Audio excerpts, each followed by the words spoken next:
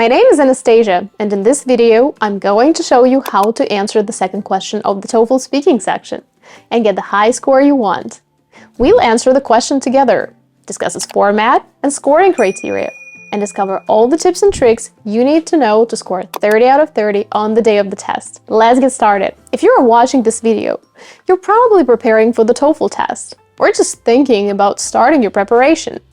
In any case, you should remember that although the TOEFL might seem scary and challenging at first, once you get to know it better and learn the strategies to tackle each section, you can ace it in no time. I'm not saying that you can score 100 plus with an intermediate level of English. What I mean is that you can get a completely different score with the same level.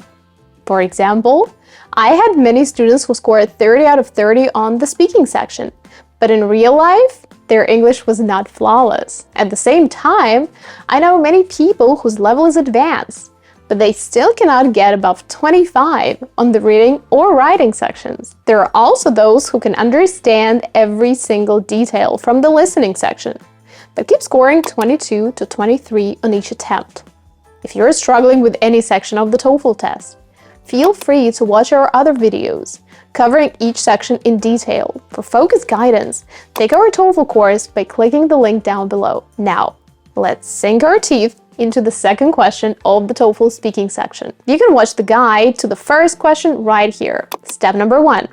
Let's answer the question and discover its structure. We'll use the original question from the EDS free practice test. I'll attach the link to it in the description below, just in case you want to practice on your own later. This question is called Campus Announcement, as it tests how well you can communicate on campus. Now, listen carefully to the instructions. Read the article from a university newspaper. You will have 50 seconds to read the article. Begin reading now.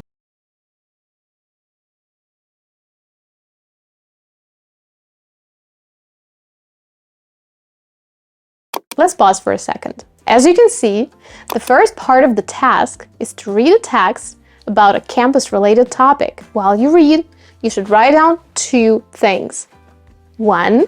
The main idea of the passage. Ask yourself, what is this text mainly about? You'll usually find this information in the heading and in the first couple of sentences. In this text, the university will prohibit bicycles on campus. So, simply write down, ban bicycles on campus. An important thing to remember, you cannot just take the piece of the text and say it exactly the same way. In your response, you should paraphrase. You can do that immediately when you take notes, or later when you have time to prepare. 2. Watch out for the 2 sub-ideas. It could be reasons for a change or a new policy, or some extra information. How to spot them? Look for transitions. Do you see the word furthermore? That's the one. You'll usually see transitions like in addition, besides, moreover, the second reason is that, and so on, to indicate the beginning of the second sub-idea. This means that the first sub-idea is given before this transition. Here is an example of my notes for the passage. Ban bicycles on campus. 1. Prevent collisions. 2. S can use free buses. S stands for students. Now let's listen to a conversation about that topic. Remember, you only hear it once, so don't forget to take notes. Now listen to a conversation between 2 students. Hey, Sue, did you see this article? Yeah, I did. I don't think that's a very good idea. Really? You don't think it's a safety hazard, like they said? No, at least not during the day. I'm pretty sure both of those accidents happened at night, when it's harder to see cyclists. They didn't say that in the article. Oh, that does make a difference. Sure it does. Maybe at night, with low visibility, there's a safety hazard. But I don't think there's any danger in the daytime, which is when most people need to move around and get to classes. Yeah, that makes sense. Besides, it's such a big campus. If they do this, it's going to be really hard to get around. Well, we can always take the bus, I guess. But the buses only run once an hour. That's true. They're not very convenient. No, not at all. If people have to take the bus, we'll end up sitting around waiting for the next one all the time, and we're all too busy to waste our time doing that. As you see, the conversation is between 2 students, and one of them gives 2 reasons for their opinion. In some tasks, the student agrees with the announcement. In some, the student disagrees. My notes for this question look like this. Disagrees. 1. Accidents happened at night. Difficult to see. Low visibility. Day. No danger. Most S. Commute during the day. 2. Big campus. Hard to get around. Buses run once an hour. S. Will waste time waiting. Too busy. S stands for students. You can write a bit more or a bit less, depending on your speed of writing. The important thing is that you don't get distracted from listening. Now, you'll have 30 seconds to prepare your response and 60 seconds to speak. After the signal, you can pause the video and try answering on your own. Then continue the video and listen to my response.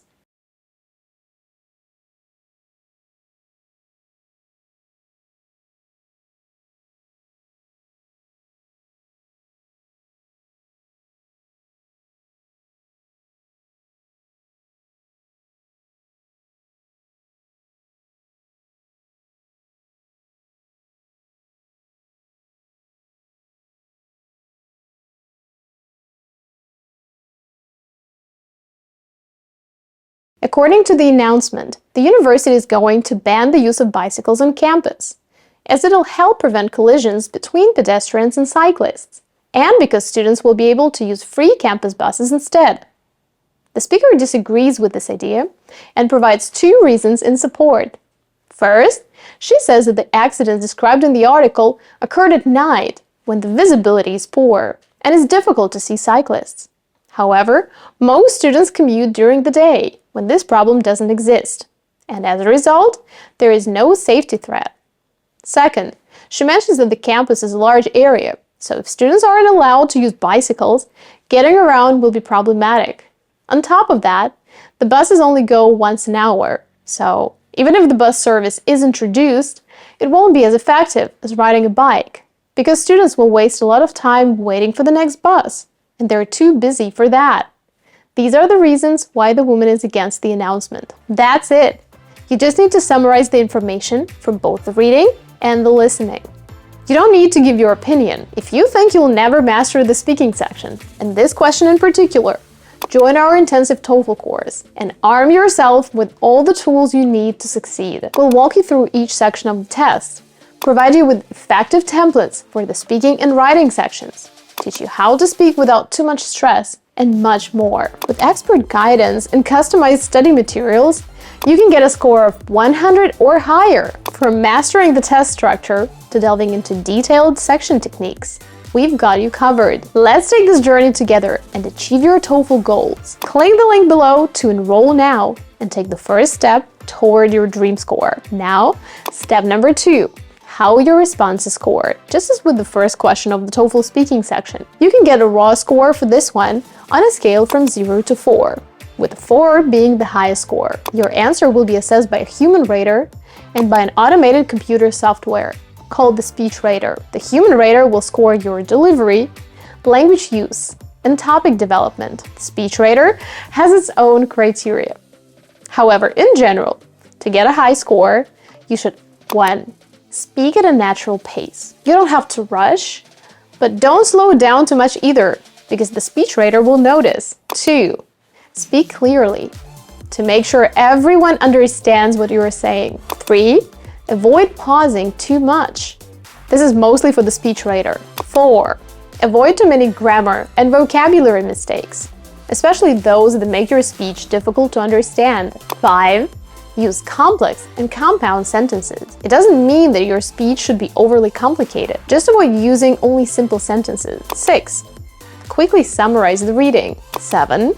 Provide many details from the listening. 8. Connect your ideas well by using transitions like besides, as a result, however, this is why, and so on. With that in mind, let's move on to step 3.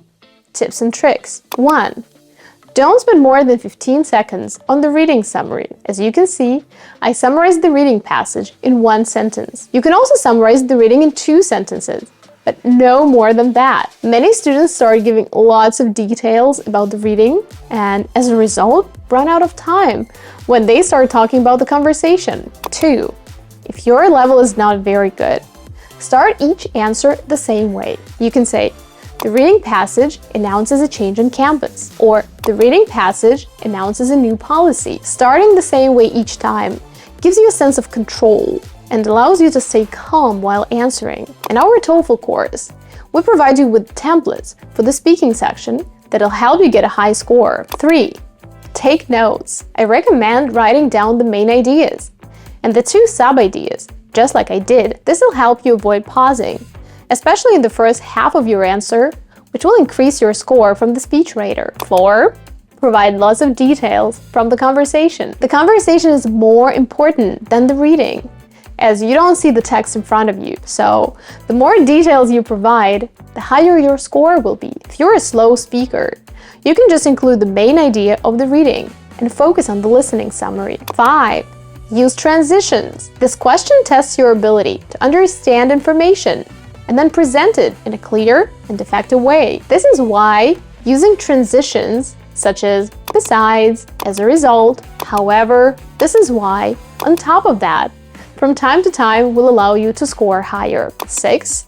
Don't give a conclusion unless you run out of time. If you're a fast speaker like me, you can include a conclusion at the end of your answer instead of staying silent. However, if you don't have time for a conclusion, don't worry.